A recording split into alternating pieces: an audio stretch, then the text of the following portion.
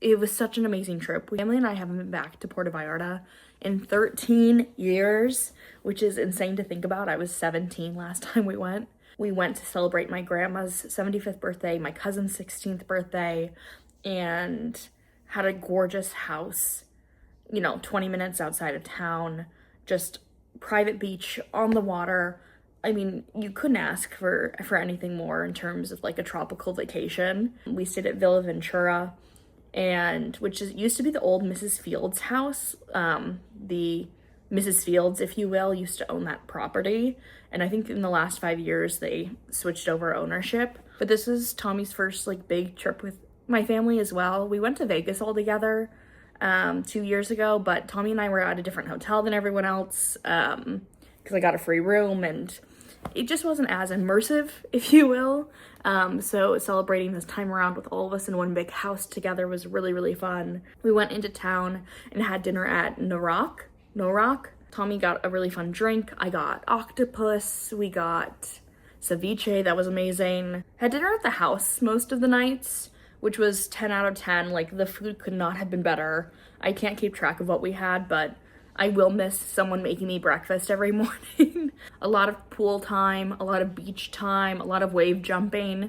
It's like the best feeling when you're laying in bed and you like feel like you're swaying. Favorite part of the trip was probably the Tequila food tour.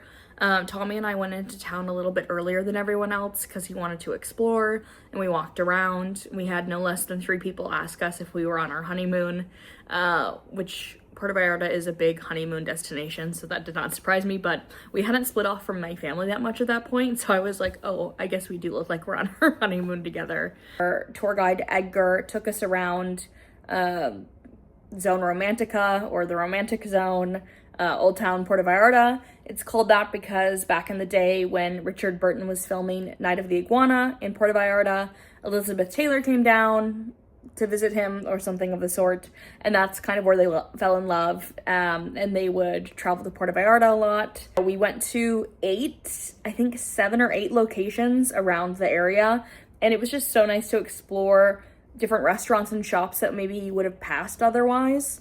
We had the best al pastor. That was 10 out of 10. Before the tour, Tommy and I went to the Blue Shrimp, which is on the beach, and I had a passion fruit margarita with like an egg white foam. If you know me, I love an egg white cocktail. Chewy, the bartender, was so good. It was amazing. We had shots at one point, and I'm not great at taking shots to begin with, and the orange had a cricket on it, which I was down to try the cricket, and I did try to take it, but the cricket I thought it was cinnamon at first, but it was something bitter and spicy, and I tried to take the shot and then eat the cricket and orange, and I was like, I can't do it. I did try, but it was more the seasoning than anything else that I was just like, I can't do this. But yeah, it was just really fun to explore new things with my family, and we went on the boat one day. We saw whales and turtles and dolphins on our way to Yulapa, and I jumped off the top deck of the boat, which was so scary but so fun. Like, things that I wouldn't normally do. I'm just trying to get out of my comfort zone a little bit. I don't think I have any footage of any of that because we were all in the water, but it was really fun to look around. And then once we got to Yulapa that day, we'd all went to Yulapa before on a different excursion. I think we did like the mules to the top of the waterfall last time. This time around, we just walked up to where the Yulapa waterfall is, and it was so, so beautiful, just as beautiful as last time. But after 13 years, your perception of things gets a little wonky. For some reason, I thought it was a giant, like, massive waterfall, and it was pretty big, but I might have exaggerated it in my mind a little bit. But on our way back to the boat was a stand with a passion fruit margarita. That was clearly my drink of the trip. We hung out on the beach that was with the house, which we shared with about 5 or 6 other houses. I did see people on the beach occasionally, but for the most part, it was really just my family. It was just so, so nice. I spent a lot of time in the pool, and then our house organizers and cooks, Danny Jr., Patricia, Beto, they were with us at the house every single day, and they were just The staff was just so amazing. The sweetest people. All of our drivers that came by when we didn't take Ubers were so nice.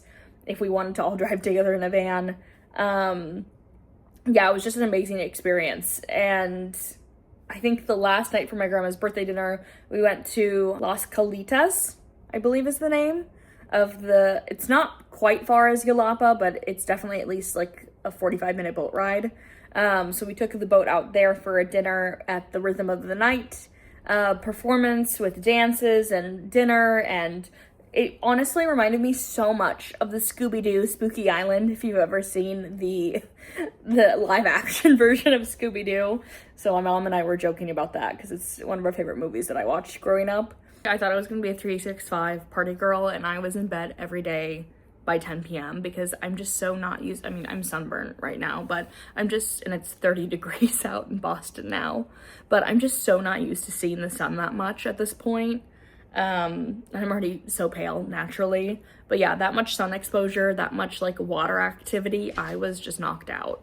A couple days in, Tommy did leave to go back to work, so I got to spend some quality time with my family on my own, and that was really, really nice, to be honest. Obviously, we don't live in Arizona anymore, so it was just nice to see them on my own and spend time with them by myself. Really, really fun, almost week that we were there, and I could not have imagined having a better time.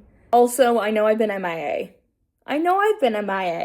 But I think because I have so many trips planned this year, agreeing to a once-a-month travel vlog will be doable for me.